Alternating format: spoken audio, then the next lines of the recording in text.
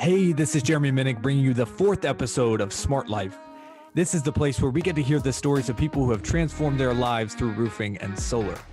In this episode, I sit down with Frank O'Reilly, one of the first to join the team and launch Smart Roof on the path to becoming a billion-dollar roofing and solar company.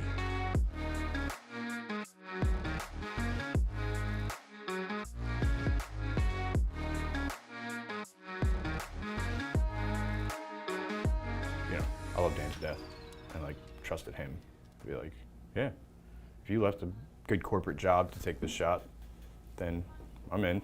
Yeah. Let's play. You know? 100%. And that's what it was, it always has been, it still is. It's just playing with the boys. Got the phone with Liam earlier. He was like, yeah, we're gonna meet up after I get done getting my insurance, finally taken in order, And it was like, yeah, he actually said play on accident. He goes, yeah, we're gonna play. Oh, he's a soccer game tonight. So he said, yeah, I'm gonna play at 8, or I'll stop playing at 7 so I can go to my game. And he's like, no, I'm gonna stop working. And I was like, no, dude, you're just gonna come play with me today. And that's really what it is. You gotta take some of it seriously. Yeah. And what I think the driving force to me, especially kind of being here from the real small startup phase, was at a point where it was like I really turned into seeing Josh's ambition and his drive and his self-education to be able to achieve it, kind of gaining the trust in him as kind of the driver of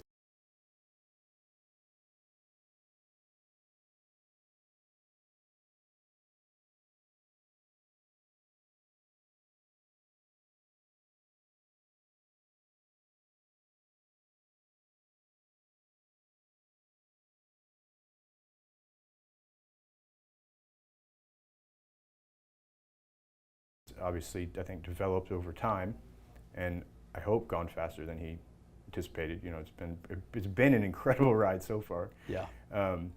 And that's still, I would say, kind of my biggest driving motivation to this point. Still, there's people that come in now. It's funny coming from when there's 5 of us in the company. Now we're talking about going to Cancun with 160 employees. In 5 years, is insane. But with where Josh wants to take the company, we're still a startup.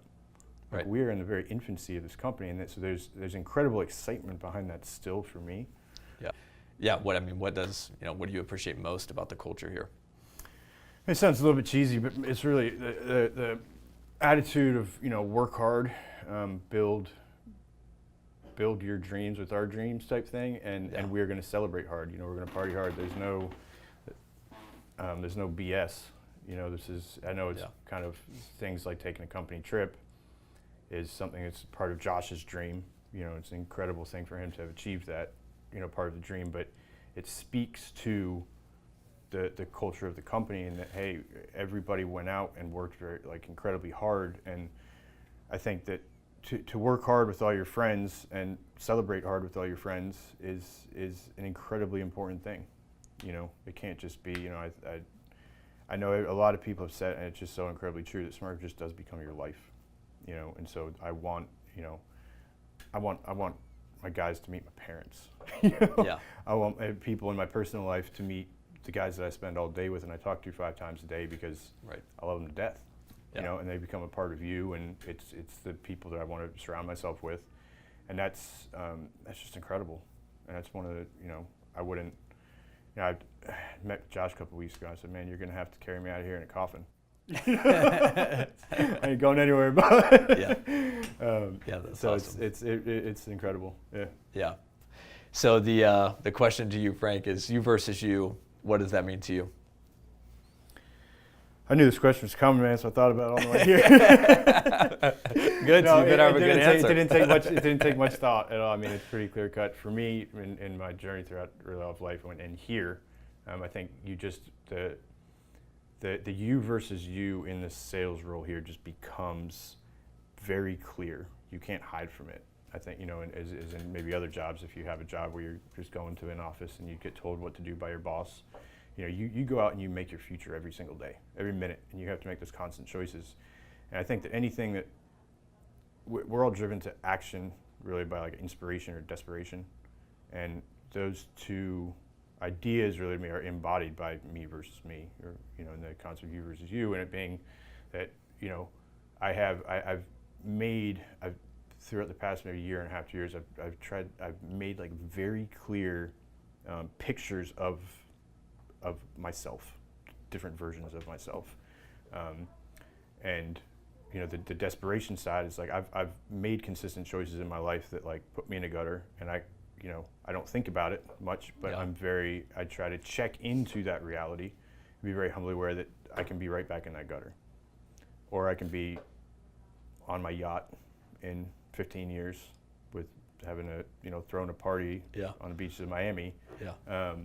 That is the other version of me, right? That's the inspiration side. Here's the desperation side. And that constant, the me versus me is it comes down to literally like every minute of every day, like every decision, from like tropical smoothie or McDonald's, whatever you're doing, Netflix or go to bed, maybe it's my personality, I don't know, but I think it's true of a lot of people. It's about taking all the right action, all the tiny little right actions. Being disciplined about those. That leads you to like what looks like massive action. And you can take massive action towards all the small things. There's different ways you can look at that. But I think that a lot of us kind of get carried away with, you gotta, this you has to win a higher percentage of the time. You can't get mad when this you wins once in a while. Like you gotta acknowledge that he's there, and now we kind of have a good relationship with that guy. Yeah, that's awesome. That's awesome.